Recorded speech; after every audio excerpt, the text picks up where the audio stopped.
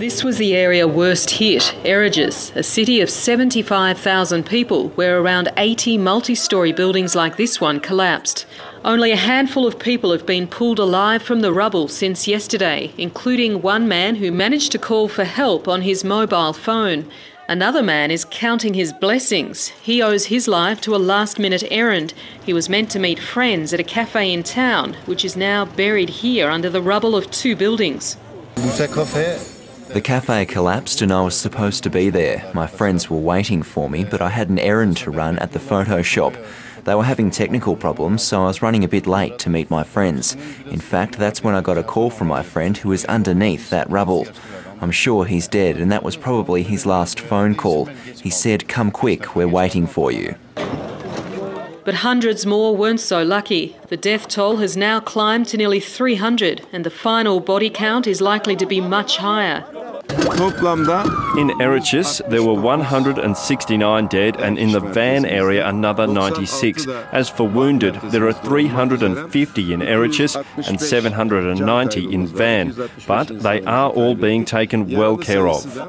Dozens of people were trapped in the mess of concrete and twisted steel after the earthquake struck. Cranes and other machines are lifting concrete slabs while residents dig underneath with shovels or even their bare hands. Generator-powered floodlights have meant rescue workers can continue all night.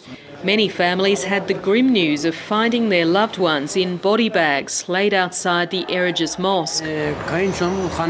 It's my grandson's wife. She was stuck underneath the rubble, so I figured I'd come here and look at the bodies to see if she's among them. My family members who died were my nephew, his wife and their child. They all came here for a Sunday breakfast, and then what happened happened. My nephew, his wife and their child, all three dead. May God protect us from this kind of grief. Aid organisations have set up temporary camps with tents and kitchens to help the thousands of homeless. Many residents have faced their second night in the cold, lighting fires to keep warm. Seismologists say there have been more than 100 aftershocks in the region since the initial quake, one with a magnitude of 6. Authorities are warning people to stay away from damaged homes for fear they could still collapse if the aftershocks continue. Anne Barker, ABC News.